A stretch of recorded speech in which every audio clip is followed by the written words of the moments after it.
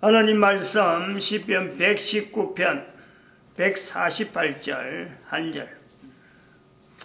한절 말씀 119편 148절 한절 말씀 합독합니다. 주의 말씀을 묵상하려고 내 눈이 야경이 깊기 전에 깨었나이다. 아멘. 눈이 야경이 깊기 전에 깨었다. 또 147절에도 새벽전에 부르짖으며 주의 말씀을 바라싸우며 새벽전에 부르짖는다. 야경이 깊기 전에 깨었다. 깨어서 뭘 하겠다는 거야? 이거는 부르짖는다는 거야. 앞에서 있는 147절에 부르짖는 내용을 야경이 내 눈이 깊기 전에 깨었다. 아마 초저녁 잠을 옛날에는 일찍 잠드니까 잠들고 그 다음에는 새벽 잠을 다시 깨는 이런 내용을 이렇게 표현하지 않겠나 이래 봅니다. 늘 하시는 말씀이지만은 참 하나님을 믿는다. 이스라엘 사람들이 이런 표현을 쓰지만은 이스라엘 사람들이 다 이라는 건 아니에요. 이렇지 않는 사람들은 많이 있어요. 근데 이런 표현이 문자로 남아있다는 거죠. 문자로. 그건 이스라엘 백성들의 아주 독특한 위치죠. 오늘 우리에게도 마찬가지예요. 대부분 사람들이 그냥 넘어가는 일들이지만은 하나님을 믿는다라는 것 때문에 자기 스스로가 시간을, 행동을 구별하면은요, 사람들이 보는데 그거는 별로 그렇게 눈에 드러나지 않지만은 시간이 지나면은 1년 지나고 10년 지나고 꾸준하게 그 일이 계속되어지면은 다른 사람이 구별하지 않는 날짜, 예를 들어서 예배드리는 날짜, 주일을 구별하지 않으면 안 되는, 그게 나름대로 나중에는 세팅이 되는 거예요. 리듬이 나온다, 리듬이. 처음에는 참 이런 거 습관이 들적에 리듬이 나오기 전에는요, 그렇게 해도 되는지 말해야 되는지 그래 있다가 하나님 앞에 믿는 사람이, 하나님을 믿는 사람은 이런 행동을 해야 된다 하고 스스로가 결정을 해서 그 행동에 대한 내용을 받아들이면요, 처음에는 사람들한테 다 이상하게 여길지 몰라도 그게 나중에 인정을 받아요. 여러 사람 앞에 인정을 받아요. 왜냐하면 죽자 사다 달라드는데 죽자고 달라드는 거죠. 하지 말라고 하는 사람 앞에는 매절 맞아도 하고 어떤 일이라도 하니까 어쩔 수 없이 그냥 차라리 안 보이면 괜찮지만 있는 데는 없앨 수 없으니까 그냥 놔둔다. 나중에 놔둔다니까. 그냥 한 대까지 해보라고 놔두는 거예요. 이제 그러면서 털이 잡혀가면은 때가 지나면요, 자기를 사람이 감당치 못하는 위치에 그 사람이 서 있다니까. 그것이 젊어서는 안 되지만은 적어도 나이를 60 이상 되면요, 반드시 그게 드러납니다. 반드시. 60이라 하는 이 연대가 굉장히 참 우리 인간들에게 굉장히 의미가 있단 말이에요.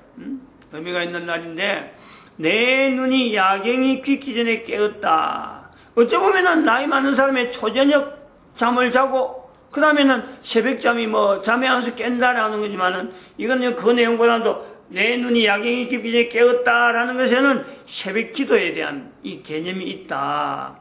새벽 기도 해본 사람들은 이런 것에 대해서 표현이요, 어떤 일이 있더라도 나이 들면은 젊을 때부터 해오던 게 되니까 그 당시에 너희 나이 들어갖고 잠을 어째서 이리 들지가 저리 들까 할 때가 되면은 바로 눈이 깊기 전에 깰 때는 새벽 기도하는 것으로서 너무 적합하잖아요. 너무 적합해요.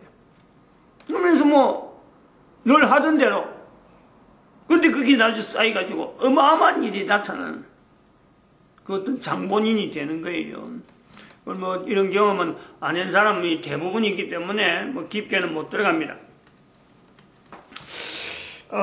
우리가 지금 교회 노동시장 개입이라고 해서 7가지 군으로 나누어 가지고 이제는 한 군마다 어떤 독특한 어떤 행정력과 또 어떤 결속력을 가지고 가는데, 1군은 기업체를 만들고 또 기업체를 조직하고 운영하는데 지원입니다. 지금 전부 다 지원 시스템을 이야기하는 거예요. 만들어지도록 만든다. 그리고 돈이 필요하면 돈을, 사람이 필요하면 사람을 이러는 거요. 그러면 그 사업체, 개인 사업체도 이제 그런 것도 유사히 가는데, 1번, 2번에 개인도 해당되고, 기업도 해당되고, 사업도 해당되는 이런 어떤 내용에 하나의 컨설팅 분야가 있다. 컨설팅 분야. 그래서 그 회사가 부도 났을 때에, 부도 나기 직전에 자문을 받으러 오면은 그 회사를 어떡하니 딱 해보고, 기업체 같은 경우에는 식품에 대한 거는 어쨌든 간에 살리려고 하고 식품이 안 된 거는 우리 분야가 아니니까 그건 또 다른 컨설팅한테 얼마나 있으니까 그 전문한테 주고 우리는 식품 분야에 식품 공업이면 공업 어떤 이 분야에는 우리가 전문가래요. 근데 식품이라도 사람들에게 그 해가 되는 그런 음식은 뭐 좀 괜히 영양캐가지고 뭐 아주 비싼 돈 받고 일부러 막 이렇게 하는 그런 건요. 시장을 일반적인 일상 어떤 음식이 아니고 우리가 식생활에 관계되는 음식이 아니고 뭔가 기호를 조정해가지고 그렇게 나오는 커피 같은 거. 그 다음 뭐 다른 거 여러 가지 있잖아요. 또 그러고 축산업에 나오는 축산물에 통해서 그래서 소나 돼지라 이런 것을 음식을 가공해서 하는 그거는요. 사실 그거는 안 하는 게 좋아요. 그거는 일상 어떤 음식이 아니고 이거는 그 다른 생명체하고 관계되는 거니까 이런 거는 손 안 대는 게 좋다. 순수하게 우리 곡물류라든지 그래가지고 또 혹시 뭐 씨앗으로 나오는 거라든지 안 그러면 우리가 그 애벌레 같은 종류 식품이 되고 할 때 그런 부분 특히나 지난 시간에 또 이야기 안 했습니다만은 그 벌 있잖아 벌은 곤충이고 우리한테 유익하고 상당히 좋은 건데 안 하는 게 좋아요. 왜냐하면 너무 많은 사람이 달라드는 건요 우리는 피하는 게 좋아요. 그런 사람들도 돈을 버는데 그래도 돈을 버는데 괜히 돈 버는 거라고 달라드는 건 아니라 애매한 요소가 있는 거예요. 여기 지금 안 달라들면은 누군가는 해야 되는데 안 하면은 식품 전체에 어떤 이 밸런스에 좀 문제가 있겠다. 그런 데도 달라들고 그리고 지난번에 제가 했지만 뭐 부도 났다든지 또 뭐 여러 가지 어떤 있을 적에 그거를 인수를 해가지고 또 인수한다면은 인수하는 형태로 해갖고 부활을 시켜서 힘이 되도록 만들어갖고는 넘겨주는 거예요. 그럼 우리 가지려고 그러는 게 아니죠. 산업 자체를 양성화시키는데 어떤 기여하는 그런 것이 일종의 컨설팅이다. 물론 뭐 그 상대가 그 가진 사람이 우리가 이거 못하니까 맡을래? 그런 것은 있을 수가 있어요. 우리가 맞는가 하면 검토해보고 맡을 만하면 맞는 거예요. 지금은 뭐 돈이 없으니까 단지 이런 기획 정도만 하지만 기본적인 골이 그렇다는 거예요. 지난 시간에 제가 당한 현재적으로 지금 진행하고 있는 문제인데 어떻게 해서 이런 발상을 제가 하느냐 제 개인적으로 뭐 경험이 없는데 그러면 이래 되느냐 어떤 뭐 영상 아니면 이상적으로 뭔가 이러면 좋겠다는 이상적인 내용을 이야기하는 게 아닙니다.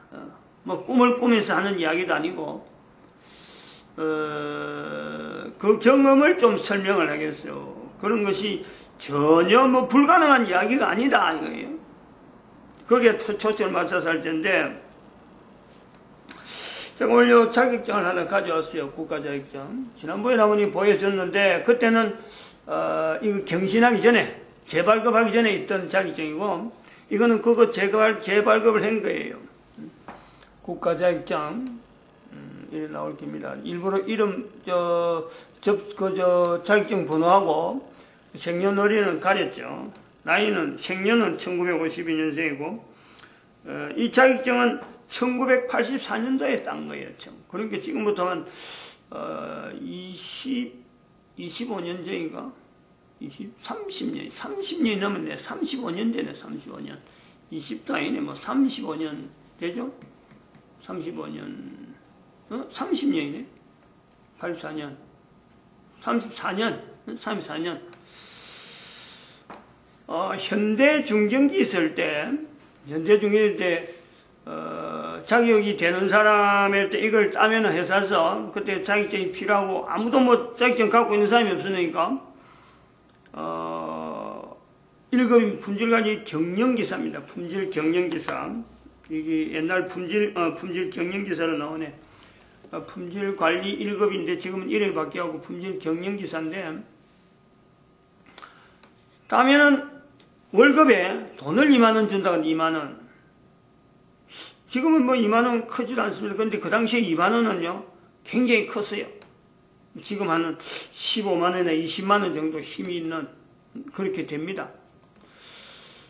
그래서 하도 월급 뭐 타자마자 막 자꾸 나가니까 조금이라도 도움돼 가시면서 그거 딸라고, 그거 2만원 딸라고 애를 많이 썼죠. 그래갖고 결국 딴 건데, 그 품질관리 자격증 따가지고요, 한 번도 안 썼습니다. 이런 자격증이 있는지도 모르고, 이제 이거 있다 그래도 뭐래, 참, 이거 내가 버젓이 나 이런 게 있는데 하고 뭐, 자랑하면서 쓰지도 안 하고. 근데 이것 때문에, 지금 현재, 나이가 67인데, 현재 이 자격증을 맡기고, 입사 형태로 돼가지고, 제가 지금 재택근무를 하고 있어요. 나이 67인데. 여기 있으므로 가능한 거예요. 어차피 그 사람은 이걸 받았고 40만원 준다 하더라고. 40만원 주는데 나머지 한 20만원 정도 더 얹어서 재택근무 형태로 그 회사 일을 지금 집에서 하는 그런 어떤 내용이 있어요. 이제 비로소 지금 34년 만에 이 자격증을 지금 활용을 한단 말이에요. 이게 이제 어떤 때 지금 많이 쓰냐 그러면 국가요소에서 지난 시간에 말한 KS 업무라든지 KS 관계된 업무가 들어가면요, 이 자격증 있는 요원이 그 회사에 꼭 있어야 돼요. 그러니까 그 회사가 지금 이 자격증 때문에 돈을 내한테 주는 거예요. 그리고 직원으로 등재시켜놨고 집에서 재택근무하도록 만드는 거죠. 그다음에 또 말씀드린 식품 같은 경우에 해썹이라 하는 HACCP라고 하는 해썹이나 뭐 또 여러 가지 또 뭐 하여튼 그 품질에 관계되어서 테스트를 한다 뭐 이런 걸 갖고 어떤 물품을 만들고 제조를 하는 과정에는요, 이 자격증이 있으면은 대단한 거죠. 아주 본질적인 내용이 들어가는 게 딱 근본적인. 근데 이제 이 내용을 가지고 제가 전공한 거는 사실은 전기죠, 전기. 전문대학의 전기고 고등학교 때는 화학이고, 그 공부하고는 별로 그렇게 깊게 안 들어갔는데 이걸 전공 전기 쪽으로 해가지고 제가 가지고 현대중전기에 있었단 말이에요. 현대중전기에. 그러다가 현대중전기에서 품질관리 따라 돈 2만원 준다 하니까 막 달라붙은 거고, 내노락하는 사람들, 대학 졸업자들 그때 뭐 한 120명 정도 달라붙었는데 15명인가 20명이 합격을 했어요. 뭐 따겠다고 뭐 달랐던 내 같은 사람이 따지, 다른 사람들은 그냥 뭐 별로 아쉬웠지 안 하면은 안 따는 거죠. 그래서 다 떨어졌을 거예요. 근데 자격증을 따고 그런 게 84년도부터 지금 2018년까지 자격증을 전혀 가까이 안 해도 들고만 있어도 그동안에 전기로 가지고 제가 전기 종사직으로 해가지고 뭐 기술을 가지고 있는 내용을 가지고 활동을 해서 지금까지 왔는데, 그 활동하는 그 이력 중에 현대중전기에서 관리직으로 있다가 나와가지고 경기도 부천에 처음에 부장으로 갔다가 나중에 그 회사에서 나와가지고 다시 이제 공장장으로 들어가는, 그 회사가 이제 어려우니까 나중에 다시 이제 내보고 들어와서 좀 같이 하자 할 때가 있었어요. 그래서 공장장으로 있을 때 그때 이름이 삼화중전기라, 삼화중전기. 주소도 잘 알아요. 부천시 도당동으로 돼요. 도당동. 그때 그 옆에 한전 변전소 옆에 있는 공장인데 도당동에 지금은 다 옮겼을 거예요. 부천이 많이 바뀌거든. 직원이 그때 한 20명 가까이 됩니다. 20명 가까이 됐는데 들어가니까 경영 상태가 별로 안 좋아요. 그런데 들어가서 한 2달이나 됐나요? 2달, 석 달? 그래 됐나? 정확하게 내가 모르겠는데 이 사장님이 서울대학 나와가지고 금성사에 자판기를 이래 받아갖고 인천 전 지역에 상당히 오랜 동안 힘있게 자판기 회사를 운영하다가 이제 제조업을 하나 해야 되겠다 해가지고는 이 회사를 다른 사람한테 인수했는데, 인수하는 과정에 그게 원래 있던 사람하고 이 돈하고 관계돼갖고 막 자판기 버린 돈이 막 그거 다 들어가 버리는 거예요. 그러니까 이 둘 다 같이 막 재력이 딸려가지고 내려앉는데, 그때는 내가 이제 공장적으로 활동을 하면서 어느 날 부도가 났다는 거죠. 1차 부도, 2차 부도 뭐 이러다가 2차 부도까지, 1차 부도는 분명히 났는데 2차 부도가 뭐 오늘 저녁 내일 저녁 사고 막 시간으로 막 다투고 그럴 때 부도가 막 위기였고 뭐 공급 안 받은 지는 오래되고, 그래서 사장이 어느 날 사라져 버린 거예요. 부도 났다. 격리 쪽에서 막 아주 뭐 난감해 하는 거예요. 하루인가 이틀 지나면서 내가 그 다음날 그랬어요. 그 다음날 부도 났다. 격리 쪽에서 오늘부로 저녁 7시인가 6시 딱 되면 부도 나버리니까 부도 처리됐다. 이제 부도돼서 회사 더 이상 힘을 못 쓴다 하는 그 내용을 듣고, 그 다음날 제가 그 공장장이니까 직원들 그 기술직하고 격리 쪽하고 이런 것 좀 사람들 다 모아서 재무 상태를 내가 확인했습니다. 하니까 분명히 줄 돈도 있지만은, 자재대금위원회에 줄 돈이 오고 막 어음이 막 돌아오는 건 있지만은, 보니까 우리가 받아야 될 돈, 또 현재 진행되는 프로젝트가 상당히 많이 진행이 누적이 돼 있더라고요. 그래서 이거 하면은 얼마든지 이거 갚겠더라고. 그래서 내가 전 사원들 모아놨고 물었죠. 자, 회사 사장은 지금 부도내하고 없는데 어떻게 하면 회사 지금 분해돼 버리면은 아무것도 없다. 어차피 월급 안 받는 거, 월급 못 받는다고 해갖고 막 분해해 버리면은 너희들 월급은 아주 어디 갈 데가 없다. 뭐 찾을 데가 없다. 이제 이래 이야기 되는데, 직원들의 이야기가 대부분 그렇더라고요. 월급만 주면은, 우리가 지금 회사의 사정이 이런 내용을 다 알았으니까 회사에 한 사람도 우리가 이탈 안 하고 회사를 지키겠다 이런 이야기를 하더라고요. 그래서 제가, 나도 월급 받던 사람인데 고향에 어머니한테 이야기해가지고 동네 사람들한테 이야기해서 급전을 좀 빌리라. 내가 그랬어요. 그럼 내가 직원들한테는 그랬죠. 내가 그러면 그 임금을 줄 테니까 하여튼 매달 임금은 내가 책임져 주겠다.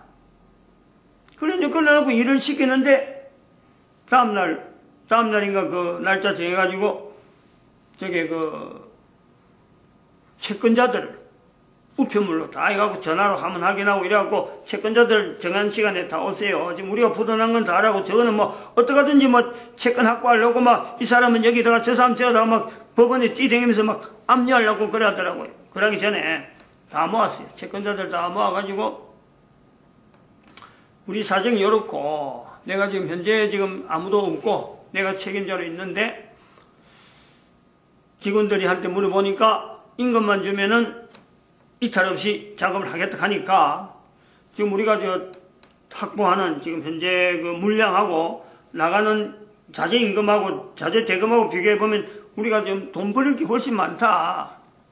그러니까 우리가 계속 일을 할 테니까 또 내가 이 임금을 계속 지급할 테니까 당신들 채권 행사하는 거 그거 순차적으로 한 사람씩 한 사람씩 한꺼번에 다는 못 갖고 시간을 두고 우리가 차등을 해가지고 지급을 하고 우리가 그 자재 대금을 원활히 끝날 수 있도록 하겠다. 그럼 모아놓고 그 이야기를 했죠.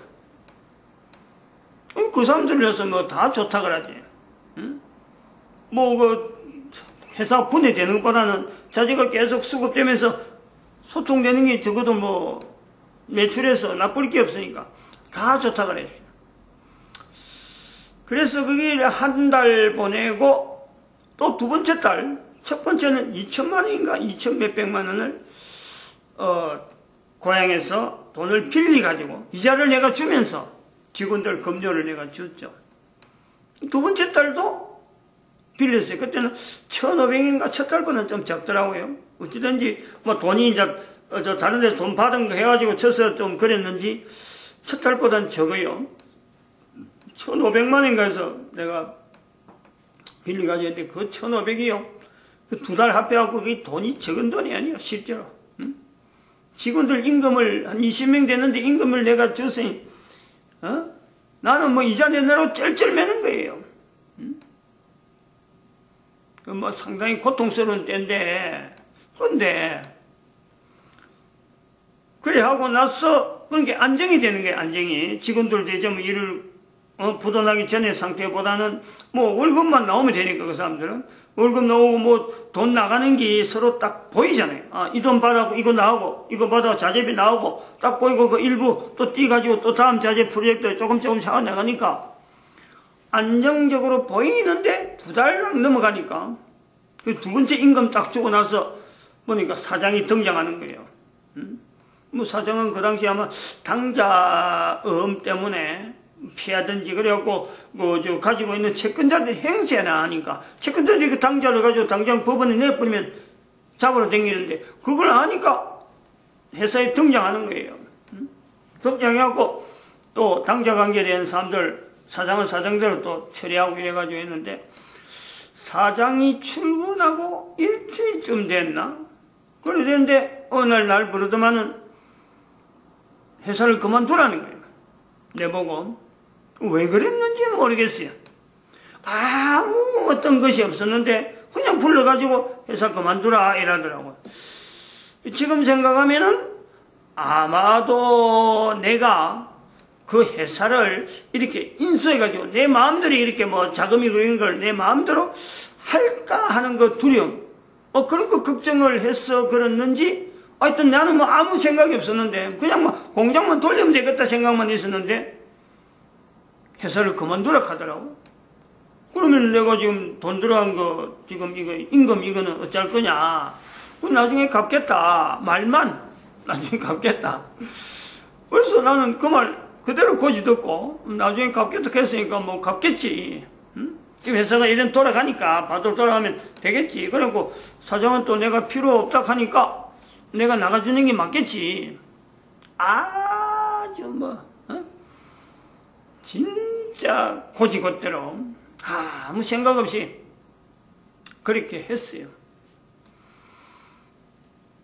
하여튼 그래갖고 나는 뭐 다른 데 직장도 알아보고 막 이래 하면서 이자는 이자대로 갚느라고 애를 쓰고 이자 못 내려가니까 또 우리 어머니가 또 고향서 또 다르게 돈을 융통해갖고 그 이자 갚느라고 또 돈 빌리고 막 진통을 막 했죠.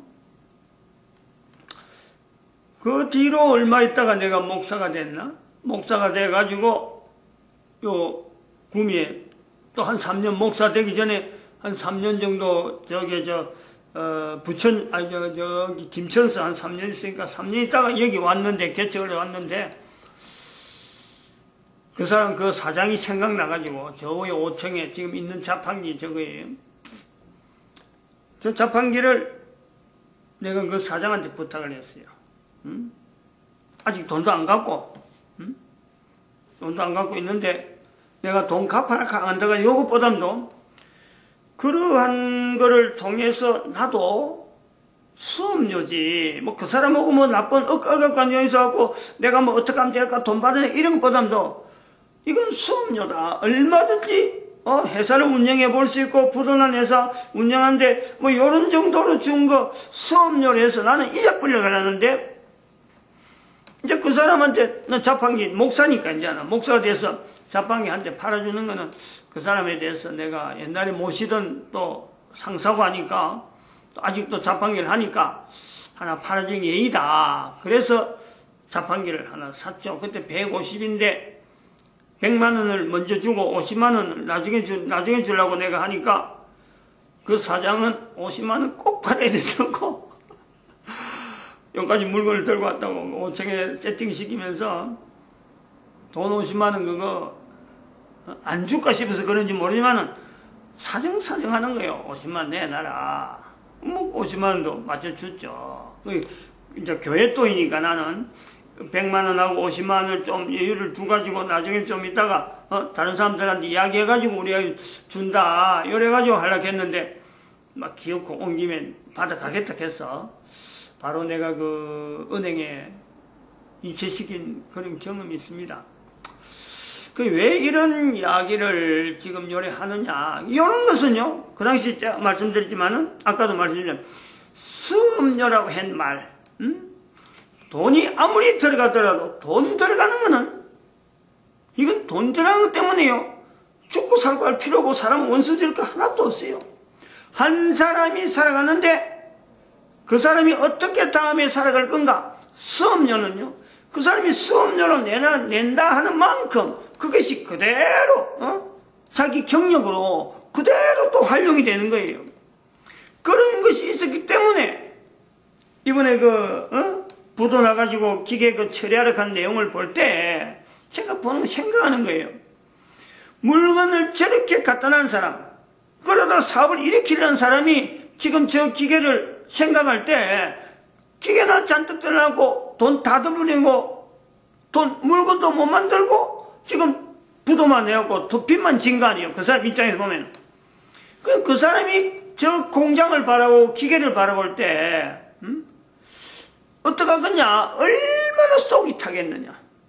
얼마나 속이 타겠냐? 그런 마음을 가지고 우리가 저 공장을, 그런 사람들이 가지고 있는 마음이 있는데 우리가 저 공장을 얻었다 그래가지고 기계를 마음대로 처분해버리면은 그 사람은 그게 두고두고 한이 되는 거예요. 물론 만난다 이건 없지만은 그걸 생각하는 거예요.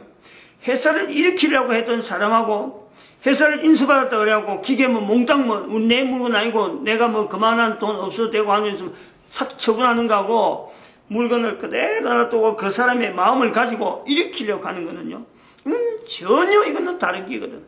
우리가 어느 자세를 가지고 일을 해야 되느냐, 일을 하려고 애를 쓴 사람, 그 사람이 낸 수업료, 그에 맞도록 그 사업을 일으키는 것이 내하고 관계없는 사람이지만은 다음에 그 사람이 연결하더라도 이런 마음 때문에 했다 그러면요, 만약에 이야기가 전해진다면은 그 사람이 그나마 위로받을 수 있잖아요.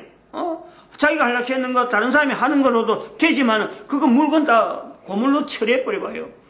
얼마나 속이 타겠어, 얼마나. 그런 자세가 있다는 거지. 부도난 회사, 분명히 일으킨 경험 자체가 부도난 회사들이든지 부도 날 만한 회사들이 갈 때까지는요, 다 이유가 있거든. 근데 그 이유를 조금만 다른 방향으로 돌리면요, 얼마든지 일으킵니다. 얼마든지. 어떤 산업이든지 가능해요. 부도가 날 만한 위치가 갈 때까지는 분명히 이유가 있는데 그 이유만 잠깐 다른 눈으로 돌리면요, 어떤 산업이든지 다 가능성이 있다는 거예요. 내가 그에 대해서 어떤 자세로 접근하느냐, 허랑방탕한 자세로 들어간다고 하면 그거는 어쩔 수 없지만은 그건 안 하는 게 좋고, 이 내용을 줄 때에는 여기에 돈이 들어가는 경우가 돼서 이것이 우리가 이익이 없다 하더라도 들어간 만큼 다음에 어떤 사익하고 연결되면요, 반드시 시너지 효과가 나가지고요, 더 잘할 수 있고 더 잘 처리할 수 있는 경력이 생긴단 말이에요. 내가 60년 동안 살아오면서 회사 어떻게 내가 그 큰 회사를 내가 운영해 봤겠어요. 그 단지 한 몇 개월 되는 그 사이에 나도 가질 수 있는 돈으로 이자를 주면서 빌린 돈이지만 내가 해본 경험이 있으니까 이런 마음이 생기는 거예요. 이런 것으로 일에게 대해서 가름을 할까 합니다. 마칩니다. 기도드립니다. 할렐루야.